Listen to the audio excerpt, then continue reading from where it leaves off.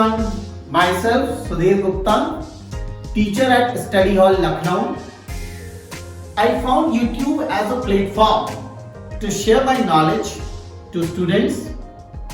So please like, share and subscribe my channel School Jaisa. And yes, don't forget to press the bell icon so that you could be able to see my all video updates. Thank you. Continuing with the same lesson, chemical reaction and equation of class 10. This is the 7th part of this reaction. So we are going to study the new type of reaction, that is redox reaction. What is redox reaction? Redox reaction, its name itself tells us something. How?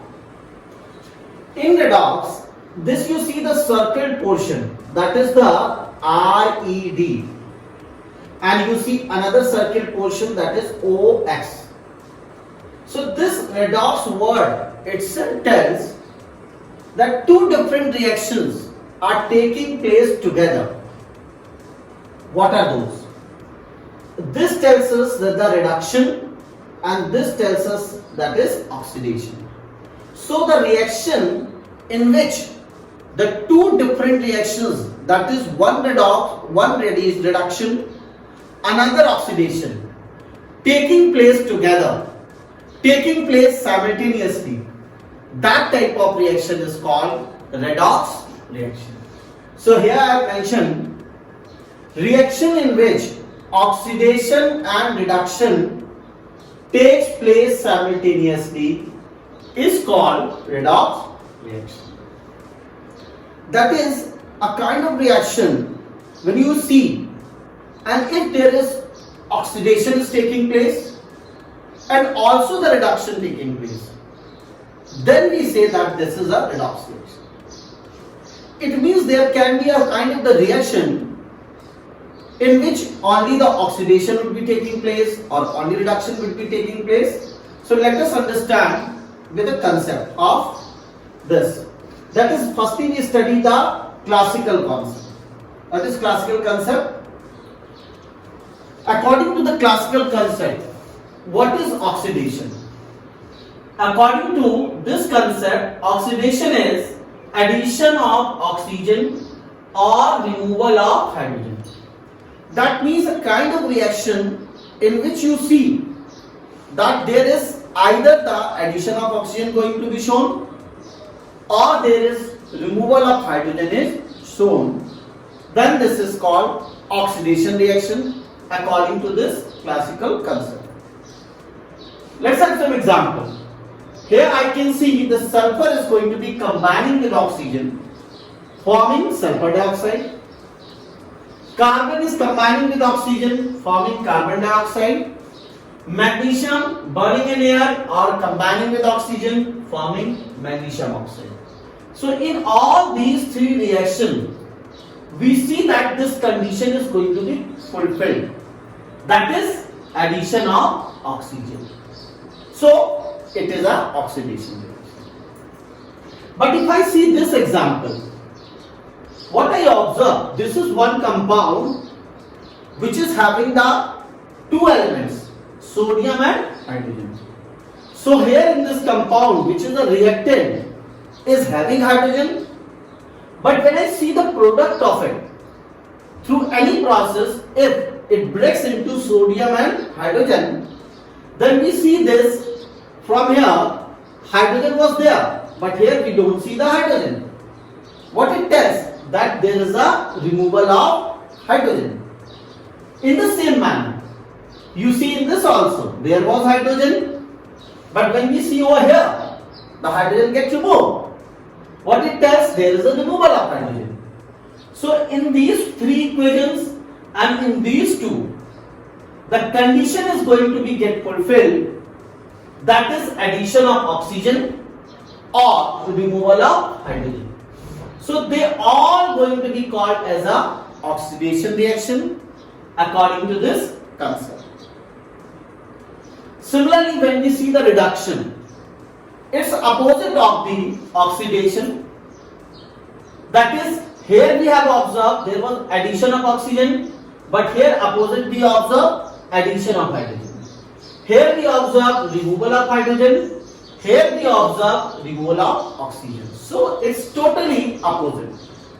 So I can explain with the help of example that if I see this, sodium was alone, but when it reacted with hydrogen, it formed sodium hydride. That is, initially sodium was alone, but when I see this, what I observe, through some process, sodium get added to hydrogen and finally form sodium hydride. That is, there is a addition of hydrogen. In the same manner, if I see MgO, if through some process, if I break MgO into two parts, that is magnesium and oxygen. So we observe here there was oxygen, but when I see this, there is no oxygen. That means there is a removal of oxygen. So according to this classical concept, reduction conditions are going to be fulfilled. That is addition of hydrogen and removal of oxygen. So according to classical concept, oxidation is addition of oxygen or removal of hydrogen, and reduction is addition of hydrogen and removal of oxygen. Now we come to the next thing, which is called oxidizing agent. Now what is oxidizing agent? Let us take an example. If I am not able to type something on computer, or if I am not able to do the posting of something on computer, if I am not able to do the downloading or uploading of something on computer, so and if my friend helps me in doing that job, then he is a kind of the helper or agent for me to do that my work. When he is a helper or agent to do my work, so that person will be called as an agent. So here when we talk of oxidizing agent and reducing agent, then oxidizing agent is that which helps in doing the oxidation of something, but itself going to get reduced. Itself going to get reduced, what it means, that we will understand. Similarly, reducing agent. Reducing agent is also kind of agent which is reducing something, which is doing the reduction of something, but itself getting oxidized. That we can understand with the help of this example. Can you see this copper oxide and hydrogen? Here we can see the copper oxide, oxygen is there, but when I see this, what we see? Only copper. That means oxygen has been removed. Who removed the oxygen? Hydrogen. How do we know? Because that oxygen which has been removed, that get added to hydrogen and finally water has been formed. So here, since the removal of oxygen has been taken place, that means there is a reduction of copper oxide. Because we know, according to the classical concept, whenever there is a removal of oxygen, we can see over here, then there is a reduction. So here in this case also, there is a removal of oxygen, and due to which this is getting reduced, or we can say the reduction of copper oxide is taking place. And I told, when the reduction of this copper oxide took place, by what? By hydrogen. So since this reduction is taken place with the help of hydrogen, so this is an agent which is doing this job. So this will be called as a reducing agent. And one more thing I said, if it is a reducing agent, that itself it should get oxidized. And we can see over here, itself it is getting oxidized. How come? Because in order to get it oxidized, concentrate over here. In order to get it oxidized, there should be addition of oxygen in it, and that is happening, which we can see over here. How? Because earlier we see there was only hydrogen. Now what I see, that there is the oxygen also with hydrogen. That means it is getting oxidized. So the reduction of this is taking place and oxidation of this is taking place. Reduction of this is taking place, due to which we say this is a reducing agent. And since oxidation of hydrogen is taking place, so oxidation of this hydrogen is taking place because of this reason, that is due to carbon oxide, due to which this is an agent which is oxidizing the hydrogen. So it will be called as a oxidizing agent. So here I am explaining it again. Copper oxide plus H2 gives copper plus water. So reduction of this is taking place, oxidation of this is taking place.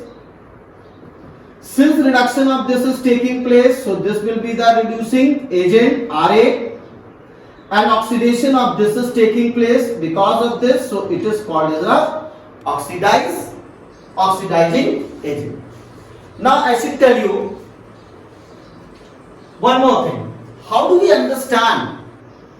By getting one click, that with the help of that click we come to know what are oxidizing agent, what are reducing agent, what are oxidized substance, what are reduced substance.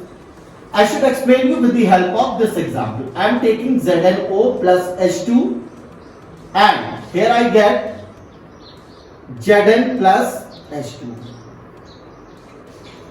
Now if I get one click, if I see this is what?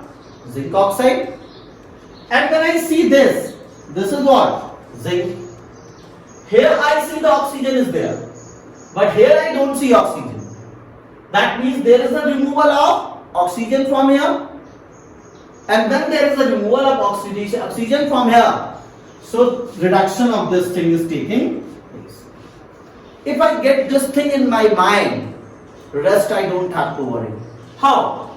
If two things are there, then automatically one will get reduced, another will get oxidized. If I got this, that the reduction of zinc oxide is taking place, then definitely the oxidation of another thing would be taking place. That means oxidation of hydrogen should take place, and I can prove this. How come? Because if I say oxidation of this taking place, then there should be addition of oxygen in it, and what we observe, that it becomes H2O. Means if reduction of this is taking place, then oxidation of this will take place. When the reduction of this is taking place, because of this, so it is a reducing agent. Since oxidation of this taking place, so it will be called as an oxidizing agent. Since after reduction this thing becomes this, so this will be called as a reduced product. Since this thing get oxidized and becomes this, so this will be called as oxidized product.